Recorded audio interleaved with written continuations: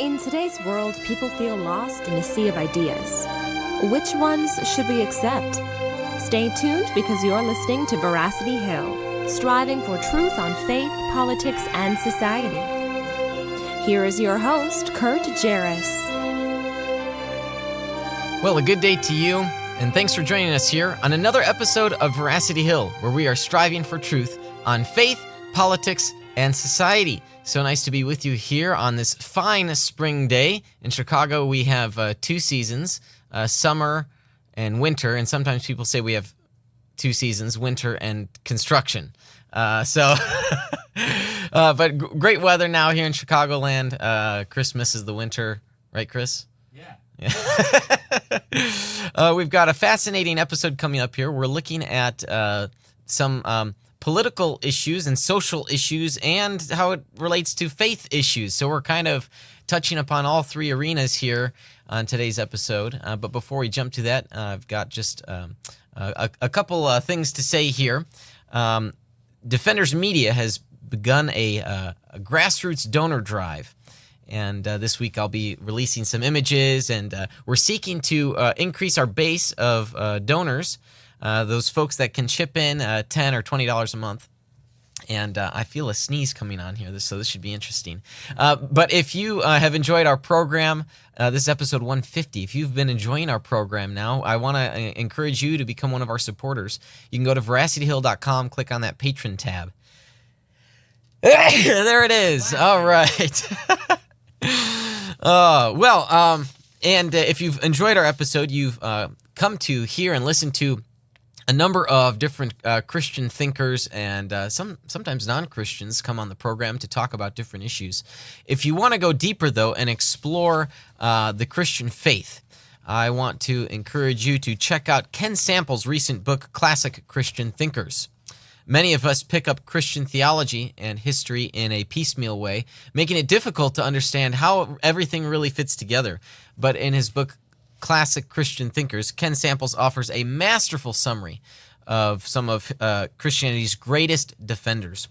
And the history of these 9 timeless truth seekers overflows from the pages of the Bible into history itself. Take a step toward a richer faith by visiting reasons.org/veracity and order your copy of Classic Christian Thinkers today. Well, if you are one of our followers, you know that we have a texting plan, and I notified the followers there of our program today. Just text the word Veracity to 555-888, and you'll get free updates about our program. You're free to respond back with some questions. I've got our platform open here on my computer. Would love to hear from you during the program, and I'm keeping tabs on Facebook comments as well.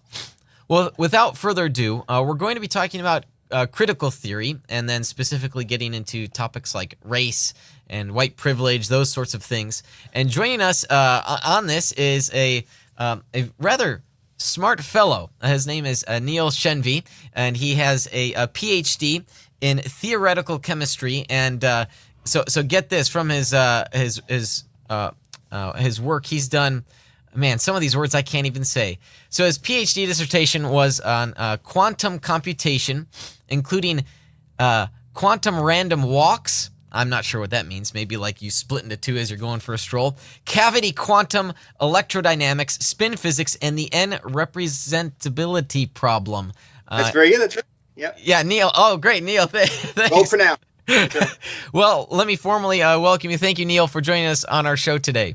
Thank you, Kurt. All right, so some of these, non-adiabatic. That's a hard one. Alicia Childers also had trouble with that one. It's non-adiabatic dynamics, yeah. Okay, electron transfer surface science. Man, that's got to be some hardcore science. Yeah, it's very sciencey. So, all right, you are really a science nerd, but you also find yourself delving into theology and apologetics and, social issues as well. You've published some articles on this out there on the interwebs on Gospel Coalition and Free Thinking Ministries. And so what got you interested in exploring this topic? It was really accidental. So I've been really passionate about apologetics for 10 years or so, since I was doing a postdoc at Yale and was invited to debate an atheist on his blog. And so that's when I first realized I should really be better equipped to defend the Christian faith. I mean, I work in academia, or I was working in academia. I read a lot, but I'd never really studied apologetics carefully and consistently. And so I began doing that, and I found I loved it. But I was kind of a generalist. I just learned about the New Testament, learned theology. I learned just basic ways to show people that Christianity was true. But a few years ago, I began noticing a kind of drift in people's theology, both people that I knew personally and in public figures. And it began with an interest in social justice. And I assumed that was just wanting to apply the teachings of the Bible with regard to justice to our laws, which is a good thing. But then these people would often drift off in other directions that were harder and harder to reconcile to Orthodox Christian belief. And I couldn't connect it. What was going on? And that's how I got into studying what's called critical theory. All right, so before we delve into specifics, maybe give us a big picture. So what is critical theory? Sure. So a critical theory, it's a bit hard to define. It's like a broad, multidisciplinary field like postmodernism or feminism, right? It's hard to – what's the conceptual core? I think that people agree that it grew out of a group of German philosophers and sociologists known as the Frankfurt School in the 1930s, but it's really gone beyond that for the last 80 years. But so it's a really broad discipline. But I would say that it's concerned primarily with the elimination of oppression. So let me read a quote for you from Heather Davidson's Power and Action in Critical Theory Across Disciplines. So she says, critical theory, since its inception, has been primarily concerned with the elimination of oppression and the promotion of justice. Liberation is the theme that runs through critical theory. Liberation from objective oppressors, such as colonizers and exploitive employers, and liberation from subjective forces, such as mass culture and ideology.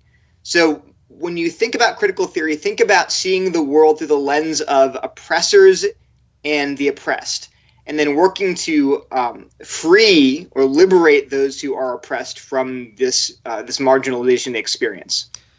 I could see how a number of Christians might be attracted to that idea. Yeah. You're dealing with victims, people who have been harmed. Liberation here. You in the Bible you have slavery, freeing of the slaves, leaving the land of Egypt. You have, of course, the scripture takes place in a historical context where you have those concepts being played out. You might even say sort of colonialism with the Roman Empire occupying Jewish territory. So I could see how that would be attractive to a number of Christians.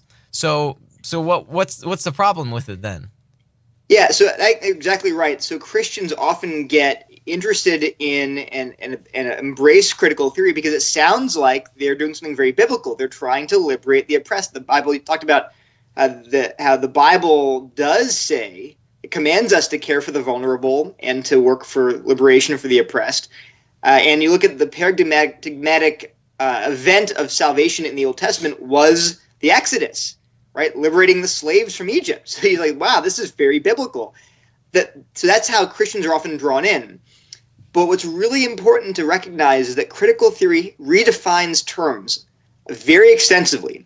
So when you hear terms used in critical theory that sound familiar, you have to ask, well, what do they mean precisely? So, for example, the term oppression in critical theory does not refer to what it means in the dictionary. The dictionary says oppression refers to prolonged or cruel unjust treatment or control. So slavery would be oppression. Creating captives and stealing things from them, those are forms of oppression. But critical theory defines oppression far more broadly. It would include things like physical violence, but would primarily locate oppression in terms of what's called hegemonic power. Okay. So hegemonic power is the idea that the ruling class, whether it's the rich, whites, men, heterosexuals, but whatever is normal in society, the ruling class tells a story to justify their dominance. So there's an ideology that explains, well, why do we deserve to have institutional power? That's called a hegemonic discourse. And that is inherently oppressive, even though everyone in society takes it as common sense, but it actually is a way to subjugate those who are considered other, the other groups, people, women, people of color, the LGBT community. These groups are all oppressed by hegemonic power. So let me just go quote here. This is from Jacob P.K. Gross in his Education and Hegemony. He says, in common usage today, hegemony might simply be used as a synonym for dominance and supremacy. Concepts of hegemony enable us to appreciate how dominant groups manipulate symbols and images to construct quote-unquote common sense and thereby maintain their power. And these groups are defined not only in terms of class, but also in terms of gender, race, sexual orientation, and so forth. That's all from Jacob Gross. So when critical theorists talk about oppression, they're talking not about unjust control, cruel treatment. They're talking about one group imposing their values, norms, and expectations on culture. That's oppression. And then social justice is defined as liberation from all forms of oppression, whether it's based on race, class, gender, sexual identity, ableism, age, etc. So, popularly, when we see on Twitter people blaming rich, white, straight men, yes. old, rich, white, old, straight, white, yeah. Then what they're doing here is participating in this attempt to create a narrative which divides the populace into groups of people. Is that right? Well, they would say, so the critical theory would say you have a hegemonic narrative, a hegemonic discourse, then you have a counter-hegemony. So you have an alternative way of viewing value. So, straight white men tell you that being straight, white, and male is normal and all other forms of being are aberrant. But then the oppressed groups rise up and say, no, we reject your hegemonic narrative. We see through it. It's a power play. And we're going to say, no, actually, we are also valuable. Now, of course, as Christians, we'd say, well, of course, all of us are valuable equally because we're equally made in God's image. But they view any kind of norm as oppressive. So simply to say, so for example, and this sounds crazy, but critical theorists will list adultism as a kind of oppression. What is adultism? Adultism is when adults impose their values on children. No way. Right? I couldn't believe it, but it makes sense because when you're the adult, there's a question public quote here, but you treat your child as this cute, helpless person who lacks agency, and you deny them freedom, and therefore you're oppressing them. And so adultism is a form like sexism, racism, homophobia, transphobia. These are all forms of oppression. Now, that's fascinating because I was just talking to a friend who has taught in the public schools, and my friend has noted that disciplinary policy has changed over the years in public schools where, I mean, we can think back to like classic school teaching where a teacher would slap a child on the wrist, right? I mean, we've come a far way from that. But my friend was saying now that it's so much that the policy has changed so much that for children that are being disruptive in class, the teacher can't do anything. Like nothing. Like the worst you could do is just send them down the hall or anything. You can't. I mean, because to give them detention or something, you're causing trauma to them. And so I could see how this adultism would be influencing. It could be, yeah, because you're imposing your power over them, right? You're exercising, and that's oppressive. And so you should try to seek, restorative. Not discipline, not retributive discipline, but restorative discipline, right? That's one of the ideas probably behind that change in policy. Interesting. All right, now, so as it pertains to race, there are a few countries in the world where they have race issues. I can think of the two most popular ones that come to mind. I can think of South Africa. Because of the history of apartheid there. And then I think of the United States. And you think of other countries, maybe in India you've got race issues going on. We have other forms. I would just say that other countries, it's not the black and white issue we have, say, in the U.S. because of slavery. Yeah. But there are always forms of true injustice and oppression due to ethnicity, culture, language. I mean, people will find ways to hate each other because we're sinful, right? So in India, I mean, take India, right? I'm half Indian, but the caste system there has resulted in all kinds of poverty and exclusion and discrimination against the Dalits, the outcasts, and other. But the bottom line is that it's while race might be specifically important in the U.S., South Africa, but other places it's ethnicity, it's language, it's something else, gender, right? Yeah. So I'm a bit interested in how and different approaches to race relations and how critical theory applies to that. So you think white privilege, that because I'm a white male, while I may not be guilty of any wrongdoing, I've benefited from a system. Right. So this is an area where you got to be really careful to define terms. So there are ways to define white privilege that are actually, I think, they're just empirically valid. So actually, Dr. George Yancey is a Christian sociologist who's written about race, and he defends the term white privilege, but he's very careful. So I really like his work. His book, Beyond Racial Gridlock, is a great book for people interested in Christian approach to racial reconciliation. But he defines white privilege to mean the sort of the unearned advantages that whites have over people of color. And that is actually empirically measurable. I mean, there are examples of really careful experiments that were done by sociologists showing that a white person and a black person applying for a job who are identically qualified would have disproportionate or different rates of hiring. So they took, for example, one study took applications that were identical. They just changed the name from, say, Emily or Greg, the white names, to Lakeisha or Jamal. But the applications were identical. They sent them out, and the white names had a response rate that was about 35% higher than the black names.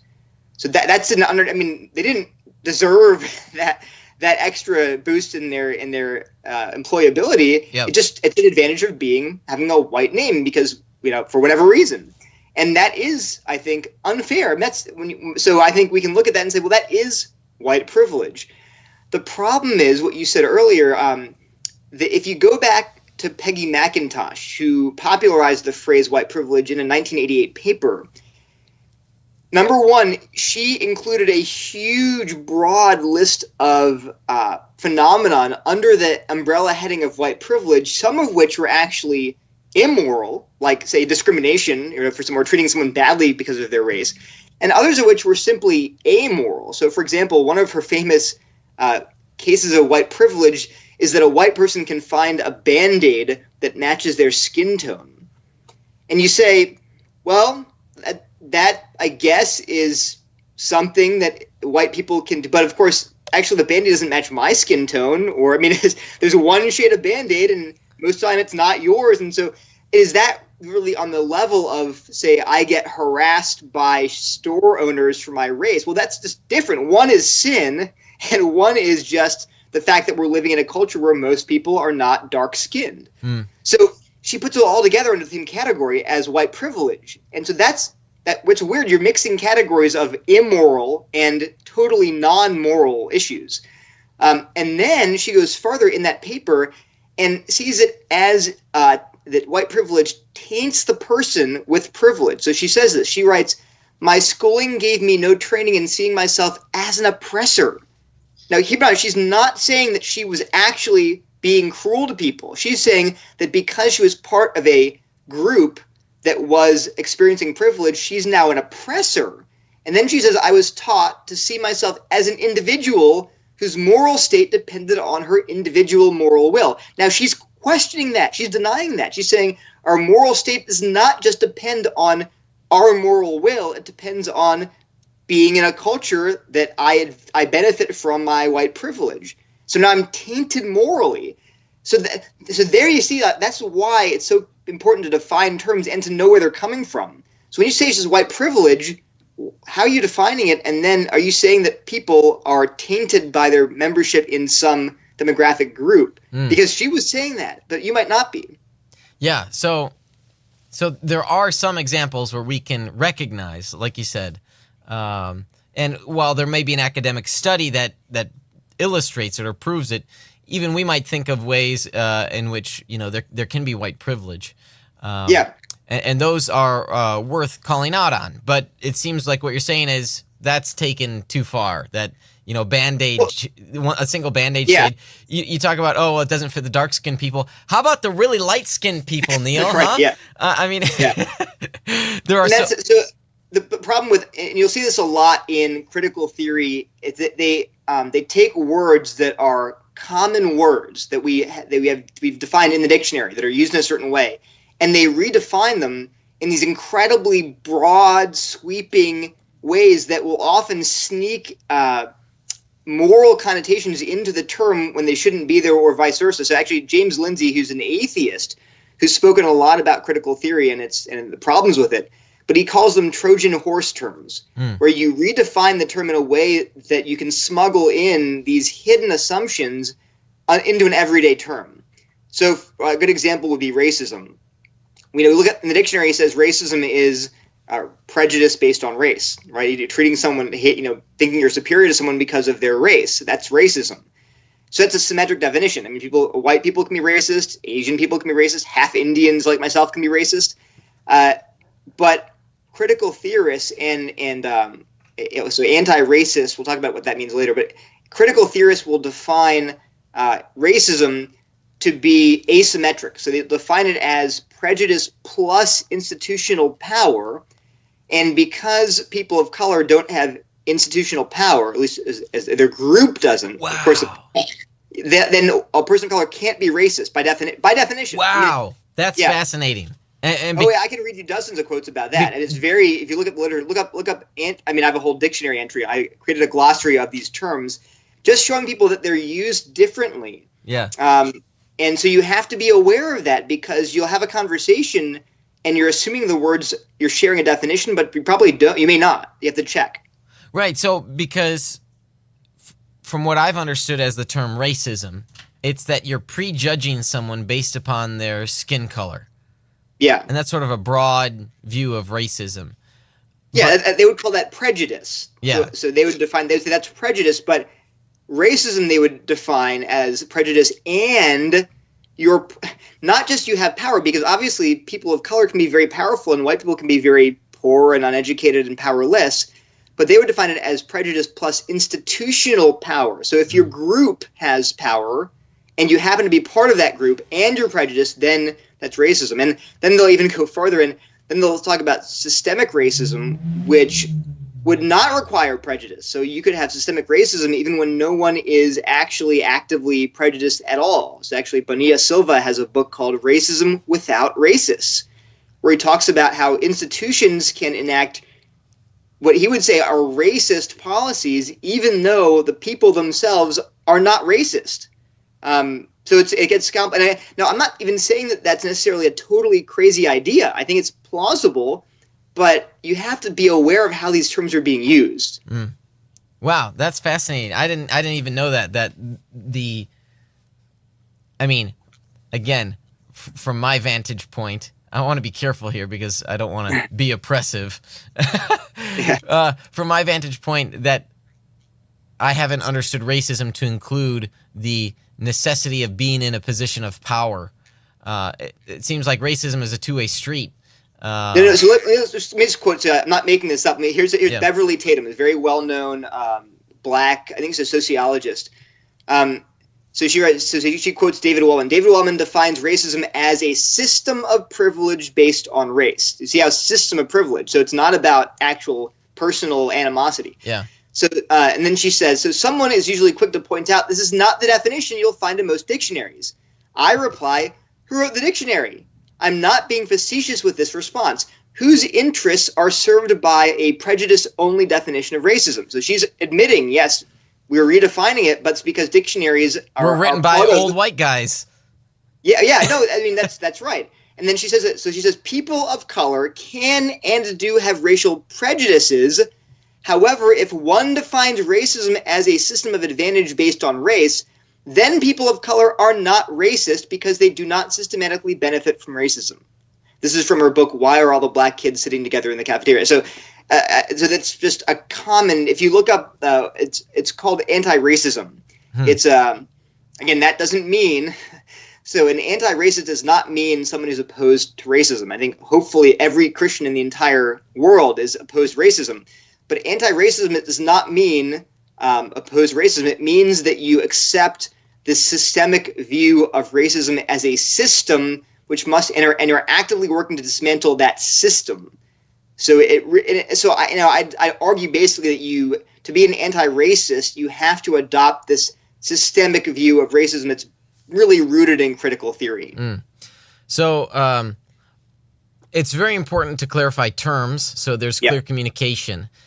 So if we're talking about an injustice, then depending upon who we're speaking with, I might use the term race, but to them, I'm talking about prejudice. So at least I could still communicate clearly, and instead of use the term race, maybe talk about, well, that's prejudice. Right. Yeah. That's right. Yeah. So I was going to ask you about the term white privilege. Because I've spoken with a number of people on this topic. One fellow who's extremely progressive, and he thinks that white people are guilty unless you're woke. Then you are forgiven of that. If you agree with them, then you're forgiven of the privilege you've experienced somehow. I'm not saying to agree necessarily. So it seems like that term white. If people were to come up with a social category and say brown privilege or brown, this could be viewed as extremely racist. Yellow privilege, let's say, because Asian people are extremely smart or something like that. There's a stereotype. They have the stereotype. That's right. Positive. That would be seen as such a racist term in the public square. So how is it that white privilege is not being seen as racist? Right. Well, okay. For one, this is the problem because it's oftentimes these terms are used without being defined. So white privilege, and it's all part of a system. We'll probably talk about this with regard to how it relates to Christianity in a little bit, but it's a whole system of thought. And so in their mind, well, why is white privilege not racist? Well, they would say because it can't be, because it's opposing this system of privilege, right? It's a word that's coined by, at least it's used by people of color, and therefore, by definition, can't be racist because racism means part of a system of racism, which white privilege, when you're calling out white privilege, you're opposing that system. So, and again, like I said, it's open to other definitions. So I would say you could use the term white privilege to refer to unearned advantages, which is one of the ways that McIntosh uses it. And I think it's true. It exists. I mean, for example, what I would call white culture, maybe sort of what we see as the normal. You go into an evangelical church today, right? What do you hear being played during worship time? How do people dress? And it's kind of this maybe suburban. You could argue about this, but there are a lot of cultural things that people of color would look at and say, well, that's kind of a white culture. And I'm saying, well, that's reasonable. And so I'm a half Indian, so I don't know what the half Indian evangelical churches are, but if I walk into a church and the culture of the church is very different from the culture that I'm familiar with, well, that's a form, I'd say, of some kind of privilege. If a white person walks into a church and feels comfortable, and a black person or Hispanic person walks in and feels kind of a little out of place, okay, that's a form of privilege. And I think as Christians, we should say, how can we mitigate that? We don't want to be a place where people walk in and say, oh, this is a white place. We want to be a place where people say, this is a place where God is worshipped. So we can do things like, my church, we began playing just non-quote-unquote white worship music prior to the service. We still kind of play the hymns and quote-unquote white music during service, but at least when you're in the lobby beforehand, you're hearing gospel music, Christian hip-hop, just to show people that we want to not make this an obstacle. So again, I'm just saying that you can use these ideas productively, but what I worry about is when people aren't thinking carefully and critically about the ideology underneath these. Like you're saying, so for example, I would say the problem with defining racism to be prejudice plus power is I would ask the question, is racism a sin? if racism is primarily a sin, it can be committed by people of any skin color. And then we shouldn't redefine the term so that it can't be committed by certain people. So, for example, I say, imagine I redefined adultery to be marital unfaithfulness for men, but I reserve the word cheating for women who commit adultery. Right. If I use two different terms, the question is, well, do you think that they're different in God's sight? No, they're not. They're both sin. They're both equally sin. Now, one might be more harmful. One might be more culturally acceptable. One might be more. But in God's sight, they're equal sins because human beings, men and women, are equal. And I'm saying it because God doesn't look at the power we have to determine whether an action is really sinful or a little sinful. God just says, what are their intentions? What are their individual motivations? Have they transgressed my holy standard? If so, it's sin. And therefore, I would say we should be really careful to define words that undermine a Christian anthropology, which would say that all people are equally valuable and also all people are equally moral agents. We don't excuse, you can be an adulterer because you're a woman. That's completely undermines a Christian worldview. Yeah, it's and it's unequal, which is fascinating because it's especially social justice is a strive for equality. Okay, maybe there's not. So there's a whole. Maybe we could go on forever, Kurt. Well, wait. There's actually Neil, let's hold that thought because we've got to take a break here. Just a 2-minute break. But when we come back, we'll start talking about social justice, and you'll help us understand these terms. Okay. All right. So stick with us through this short break from our sponsor. You're listening to Veracity Hill, striving for truth on faith, politics, and society.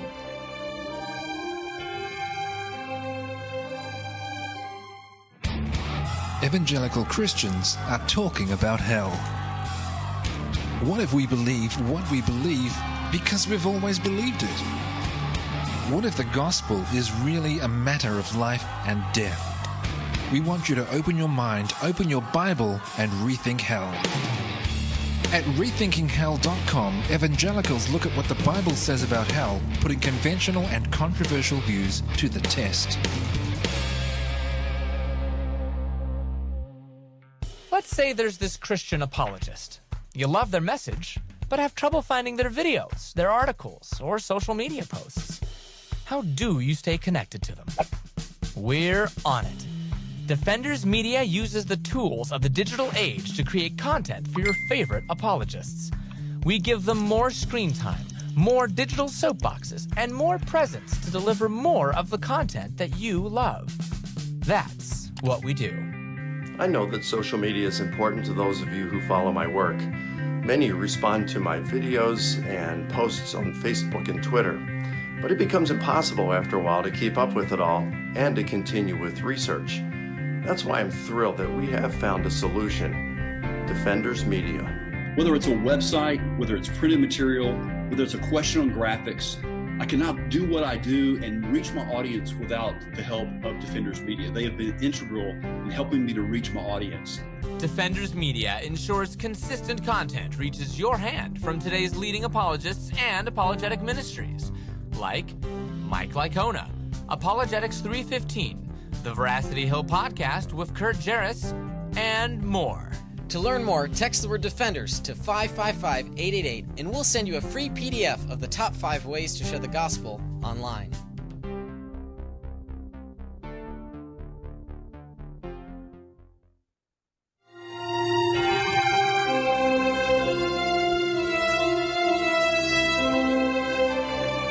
Thanks for sticking with us through that short break from our sponsors. If you want to learn how you can become a sponsor, you can go to our website, veracityhill.com, click on that Patron tab, and there's some options there to become a sponsor on our program. We'd love to get your support, help you promote a book or your organization, and to tell more people about the great work that you're doing.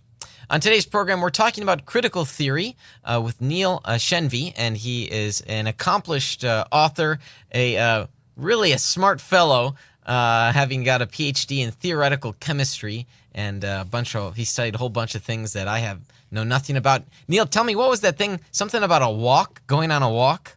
A quantum random walk. Yeah. Okay. It's a theoretical model for how quantum particles can move along, say, a lattice. You don't want to know. It's pretty technical. Yeah. Okay, so was it a couple weeks ago we did a very spoiler-heavy show on Avengers Endgame. Okay. Spoiler warning if you haven't seen Endgame. Spoiler, even though this spoiler ban has been lifted now. Okay, so have you seen the movie? Yes, I have. Yeah. Okay, since you've obviously studied quantum things, let me ask you about the time travel and the quantum realm. They did it. No, that's no. They did actually have a little bit of jargon that was actual jargon. Like they talked about like entanglement. They talked about some kind of multiverse paradox, but they used they said Shor's paradox. They said something that was actual, sort of a real quantum mechanical term. But yeah, the time travel bit, it's whatever. Suspend your disbelief. Yeah, right, exactly. Yeah, and then we talked about how they used two different types. They continually bashed the Back to the Future model.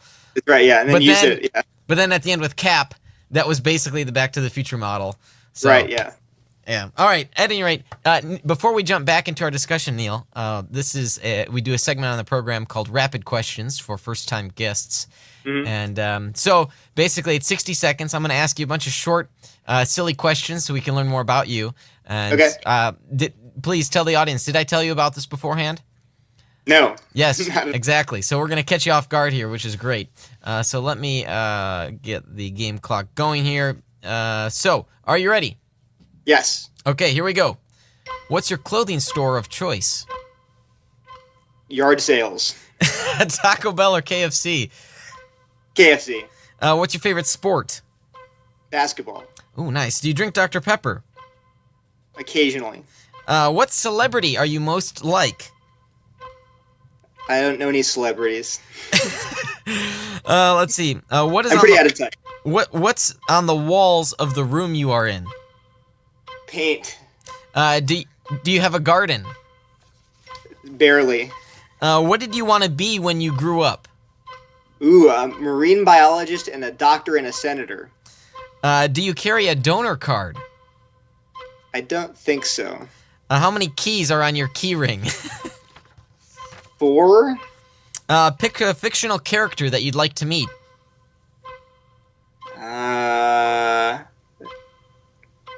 Screw Tape from the Screw Tape Letters. Ooh, nice. And last question, what's the last thing you watched on TV?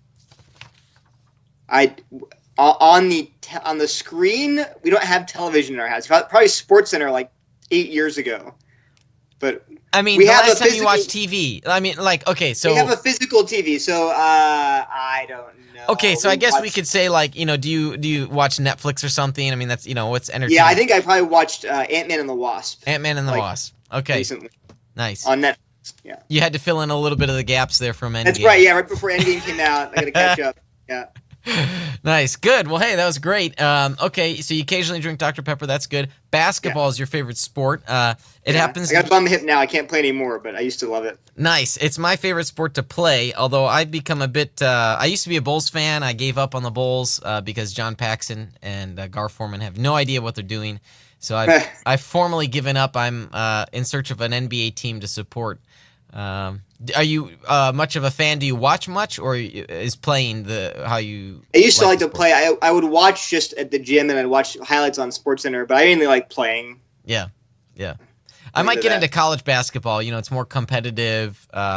It's not as showy as the NBA has become. Yeah, it's huge down here. Duke UNC. Everyone's got a. Oh yeah, I'm sure it's big there. Yep. Good. All right. Well, let's get back to the topic of today's show. We're talking about critical theory and race and the implications for Christian belief, which we'll get to perhaps shortly here. We left off. I asked you about social justice, and apparently I opened a can of worms. So you asked about, it's weird that they would be so adamant about an unequal treatment of whites and people of color, given that they're all about seeking equality. And I said, yes, that's actually a huge sticking point. So they would, I think with some reason, say that colorblind approaches are actually not going to solve our problems. So I'm actually reading a book right now called Critical Race Theory, edited by Kimberly Crenshaw. And it's interesting because they're mainly legal scholars, but they talk about how in the wake of the civil rights movement, right after, in the aftermath, they had to figure out, now that we have laws on the books now that are colorblind, which was a major accomplishment. They agree it was. But now how do you root out the more subtle and insidious forms of discrimination? And I think they have some point there. For example, I was reading about a Supreme Court case called Griggs versus Duke Energy, I think, where the company, right after the Civil Rights Act had passed, the company suddenly changed before they used to discriminate against blacks explicitly. They'd say, you can't work in this department if you're black. After the Civil Rights Act made that illegal, they suddenly changed their policy so that now you could work in the department if you wanted to, but you had to suddenly have a high school diploma and pass 2 aptitude tests. And lo and behold, blacks couldn't pass those tests, and so there were no blacks in the department. So the Supreme Court, they were taken to court, and the Supreme Court said, look, this is still discrimination. You can't pretend this is not, even though on the books, in the law, the policy is colorblind, but it's still discriminatory. That's fair. But here's the thing. So one of the major claims of critical theorists and anti-racists is that the theme you'll hear is racism never disappears. It merely evolves or adapts and becomes more subtle, more insidious, harder to see, but it's still there. Is there some truth to that? Yes. But is it they would say, well, because of that, though, we are justified in enacting policies that are explicitly not colorblind to counteract this insidious, hard to see racism. That's where it gets tricky, because on the one hand, I'll say, well, okay, it's fair to say, and I would say, look, as a Christian, the human heart is the problem. And even if we get rid of the laws on the books that are racist, I say, yes, amen, do that. But because racism lives in the human heart, there's still going to be racism in our actions, whether or not it's on the books. Right. That said, should we then go the other direction and say we're going to just be okay with having racially explicit policies to counteract this very hard to see discrimination in perpetuity? That's a matter I think Christians can disagree. But you're asking, well, why is it okay in their mind to be race conscious when shouldn't we be striving for race blindness? And they would actually talk about, if you Google this, Google colorblind racism. That's a term that's used a lot. So they would say that actually being quote unquote colorblind can be a form of racism. In fact, they would even say it is a form of racism because it allows racism that already exists to remain undiscovered and hidden. That's anyway. So sorry, it's heard the digression, but this is where it's so important for Christians to understand these movements, because otherwise you're like, how do you say this kind of stuff? Yeah, well, how do you get there? Makes sense. Yeah, right. But you have to. It really comes from an entire ideology. All right. So one attempt to have a social corrective is almost widespread, commonplace now, is affirmative action policies. Yeah. Mm-hmm. And basically where companies have to, I don't want to use like a business term, but they have to fill a quota of hiring X amount of minorities. One of the difficulties that made the headlines was a firefighter test. I think it was in the state of New York, where you had to pass an exam to become a firefighter, and there were a number of minorities who scored very, very low on the test, and others, white guys, that scored high on the test. And the fire department selected the minorities that had scored low because they had to fill that quota. And so the white guys kind of came together and filed a lawsuit because they perceived they were being treated unfairly. Right. So it seems like there are, for some people at least, unintended consequences of these policies. Maybe they are intended. I don't. So how is it that we can work on creating a system that recognizes these shortcomings of the human heart, while at the same time not causing injustices to others. Right. I think one thing is I think quota systems are actually illegal still. So actual quotas are illegal. I could be wrong about that. I'm not an expert in the law or affirmative action. So what they are allowed to, though, is to give, under the Supreme Court rulings, I think it was about 20 years ago, they're allowed to give preferences to disadvantaged minorities of various kinds, not just blacks, but any kind of disadvantaged minority. They can give preferences to them. They can weight that sort of in their favor. I think it's subject to what's called strict scrutiny, I believe. Anyway, I don't know the details of the law. What I would say is that there are a number of justifications that have been offered for affirmative action. What I would say, I tend to be very careful not to take a political position when I talk about these issues, because I'm constantly getting pushback that you're opposing critical theory because you want me to vote a certain way. And I keep trying to say I'm not here to tell you how to vote. My concern comes entirely. I sincerely mean this. I mean, I'll be honest. I'm a conservative. I'll admit that. But I am not coming into this issue as a conservative trying to convince you to be a conservative. I'm coming to this issue worrying about these deep theological implications. So take affirmative action. I'm not going to pronounce upon whether it's right or wrong, good or bad. I think there actually is a case that can be made for affirmative action. I think it's like you said, there can be injustices involved. And we have to be, I think people even that are for affirmative action should be mindful of that. There's a case actually, it might be going to the Supreme Court now, from Harvard, where Asian students sued Harvard because they're saying, look, we are getting discriminated against by these policies because we're considered to be, overrepresented. And so we're taking a hit because we're not what? I mean, we're minorities, right?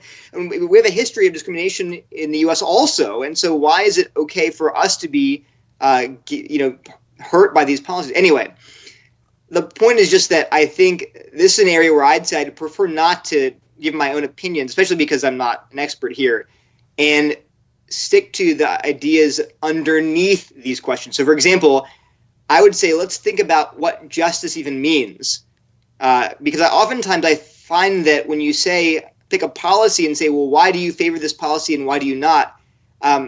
You may find that you disagree on basic questions like, what is justice, right? Or even like that, what is racism, right?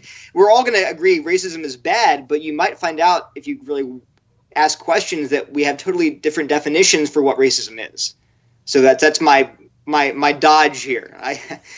Like I said, it's pragmatic because I really do want to convince people that my concerns are theological and ideological, not political.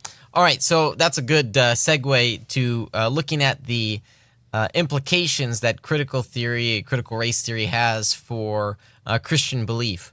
It seems that progressives would very likely be, and demonstrably are, embracing this sort of philosophy. But now, even the past few years, it seems that conservative evangelicals are beginning to adopt or have these viewpoints infiltrate their thinking, influence their thinking. Maybe influence or infiltrate depends on your perspective. So what's been your perception on that? And is that a good thing or a bad thing? So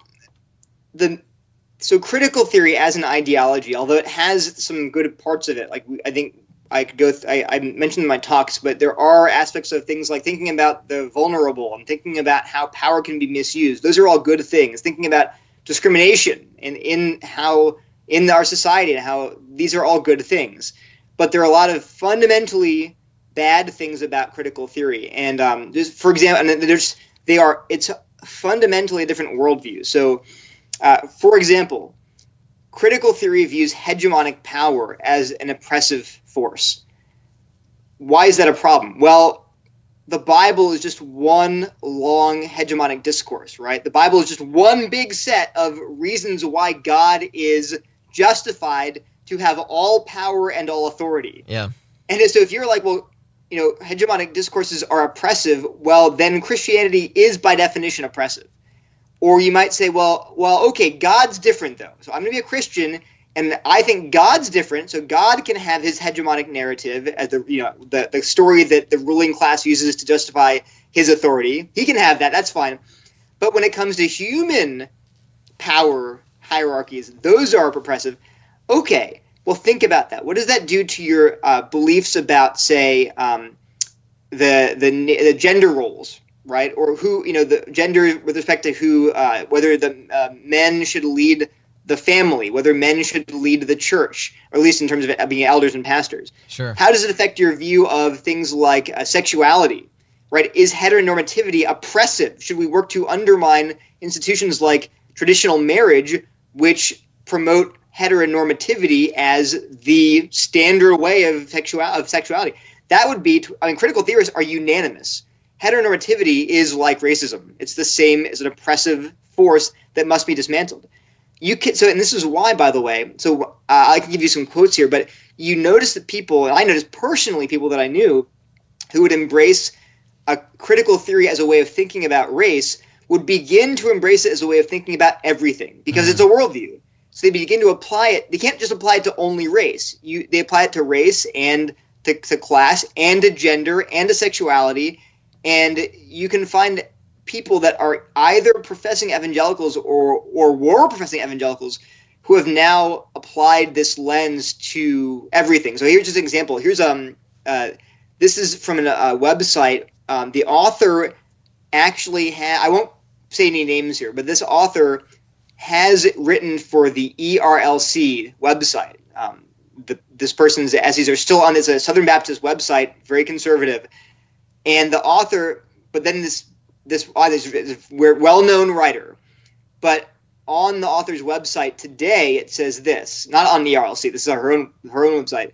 It says, for white people or people with any other privilege granted by societal systems of oppression and supremacy. Now, what are those? Where does those oppression and supremacy, what kind of privileges do they promote? Well, she lists them. Male privilege, abled privilege, cis hetero privilege, citizen status privilege, and so on. This is on a Southern Baptist site? No. So I'm being clear here. Sorry. Her writing is on the ERLC, Southern Baptist website.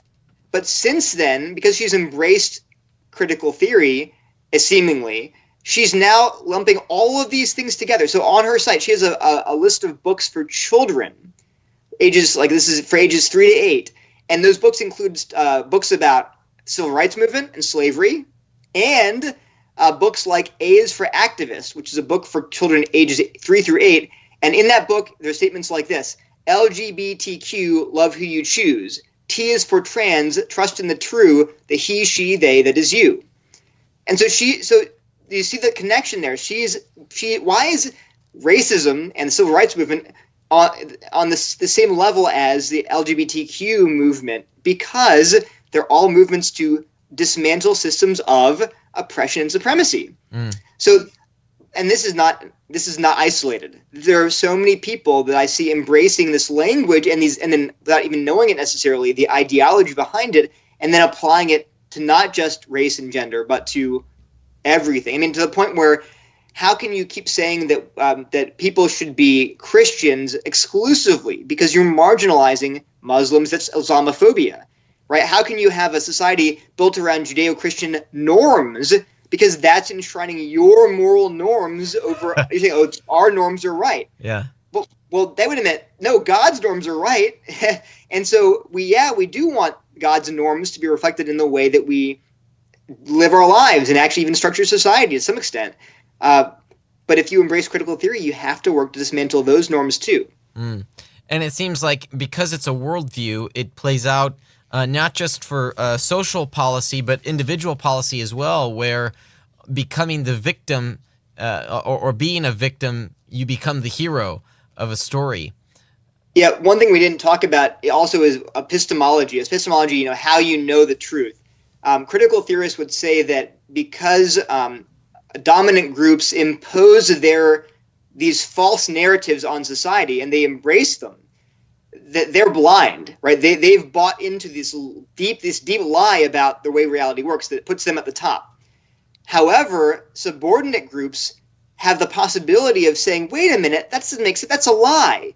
So what happens is you have this asymmetry between access to truth. Subordinate groups have the possibility of having what's called a liberatory consciousness. They can become conscious of the reality and therefore should be given deference in matters of truth. So we people that are in dominant groups are blind by their privilege and therefore should never challenge the claims made by subordinate groups because they have awareness, lived experience of oppression, and they can then enlighten and impart these truths to those of us who are blinded by our privilege.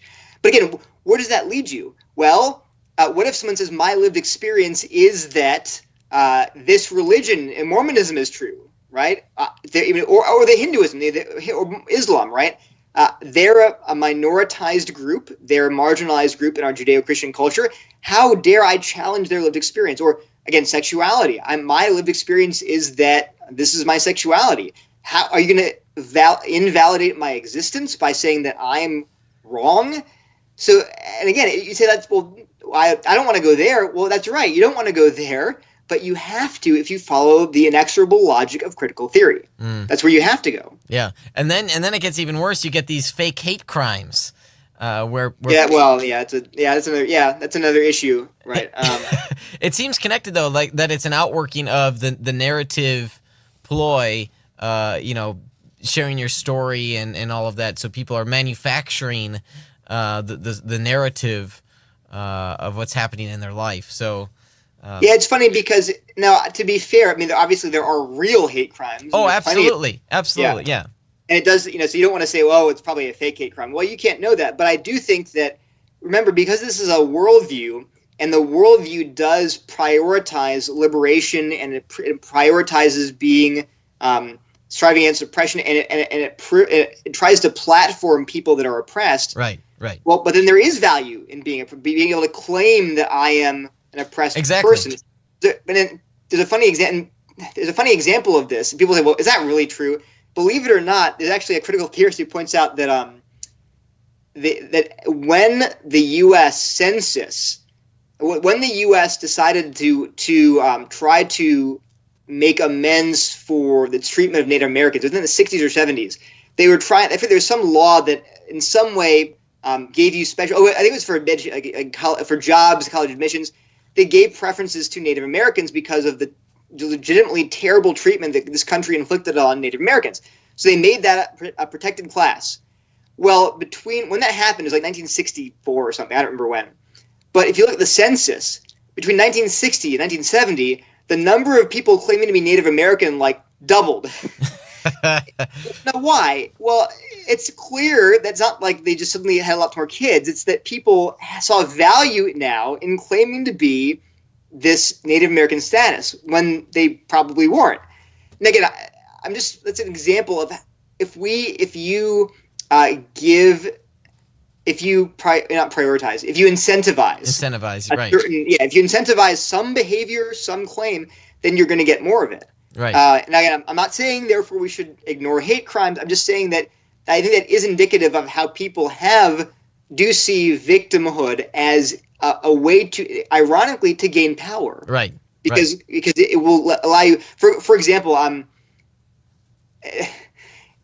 people will, because they want to platform your voice. For example, for me, I know that people will not listen to what I have to say about critical theory sometimes if they think I'm white. I have to say, well, actually, I'm not white. They're like, oh, now you can speak to us. What? I'm like, but wait a minute. What I'm saying is true or false, but they're focused on, well, if you are white, which I'm not, but if I were, they would say, well, we don't want to hear the opinion of a white male. And I think that's actually, for Christians, I understand we ought to want to give a voice to the voiceless. But we also have to remember that truth does not depend on race, class, or gender, and your access to truth doesn't depend on those things. So you can't just assume that because someone is part of an oppressed, quote unquote, oppressed group, they have access to the truth. That doesn't follow. Yeah, I can think of some popular examples of what you're talking about the incentivizing. You talk about in the 1960s or 70s, the Native Americans, getting jobs, and I can't help but think, oh, Elizabeth Warren applying to become a professor at Harvard. Yeah. And that's a clear example And then obviously in January and February, you had the Jussie Smollett case here in Chicago that became really nationwide news over the manufacturing because of that incentivization. So like I said, the victim becomes the hero of the narrative. And to me, that's problematic. Neil, we've run out of time.